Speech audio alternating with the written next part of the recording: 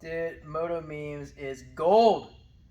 That being said, people have asked, am I Moto Memes? There is no way that this small little Irish brain can make those solid memes.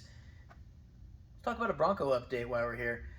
You can see we still haven't put oil in this distributor here. Someone says no oil in the distributor. Probably should do that.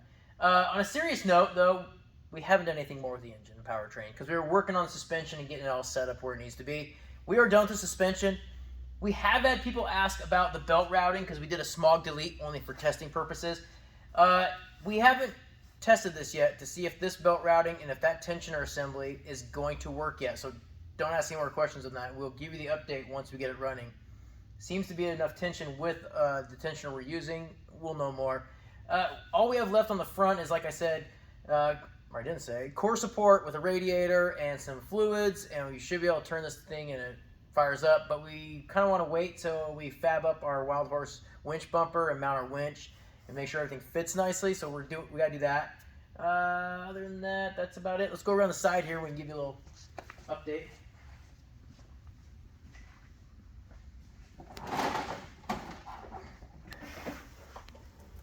Like I said, we're all done with the suspension.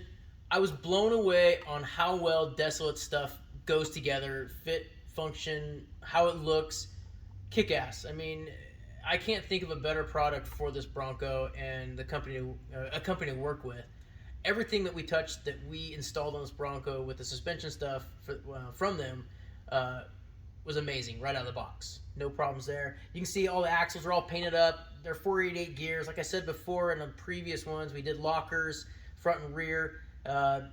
Exhaust, while we were there, we cleaned up the frame and I just couldn't leave the exhaust. So we sourced out a Y pipe, then modified it, and then went all 3-inch back. So something a little bit different on that. We wanted to sound good, not just look good. Other than that, oh, transfer case. I got some info for if guys that want to switch from an auto, which this was, to a manual transfer case. I'll tell you up top.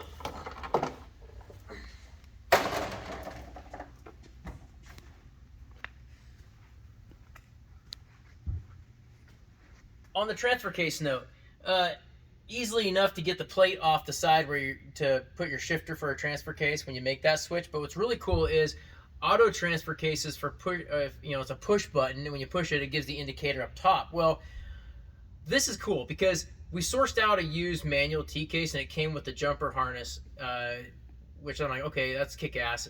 Then I thought, well, I'm gonna have to splice into the factory harness to make the indicator work up here. So cool enough that Ford in their factory harness has a plug that you can find it underneath there. You pop the cover off of it, you can plug that jumper harness in it, and it gives you all your functions, your indicator for the manual transfer case when you go to do it. As you can see, no interior in this Bronco. We started with the seats need to be reupholstered. The fronts were cracking out where the perforated area for the Eddie Bauer style seat was, kind of famous for that, getting all messed up. Sent them out to our guy, Matt Enos. He is replacing the cheesy leather with real leather and kind of doing some upgrades there with heated seats in those as well. And so we thought, well, hey, since the seats are being reupholstered, let's put new carpet in it. And so when we do that, we're like, hey, let's sound deaden it. So we're sound deadening it, and we're going to replace all the speakers in it while it's here. You can see we got most of the dash going back together. You can see we got a kick-ass Desolate steering wheel here. A little quick release for that. Why not? It's kind of kick-ass. I think that's about it. I got one more thing for you. It's kind of cool. While we pulled the carpet up, we found this. It's like a piece of insulation or something like that in between the two seats. But what's really neat is I've never seen this, and not that I'm an expert, but this is kick-ass. It's the actual build sheet of this Bronco, all the codes for it, the wheelbase and all this stuff. I dig that shit, dude. If it's got like even factory, like the owner's manual, the factory service manual, that's all filled out. I just love that geeky stuff. So this is kind of cool, something different. We'll keep you guys up to date. We try to do small updates. We should be, I'm hoping this thing is driving and running in a couple weeks. So yeah, thanks for following along, guys.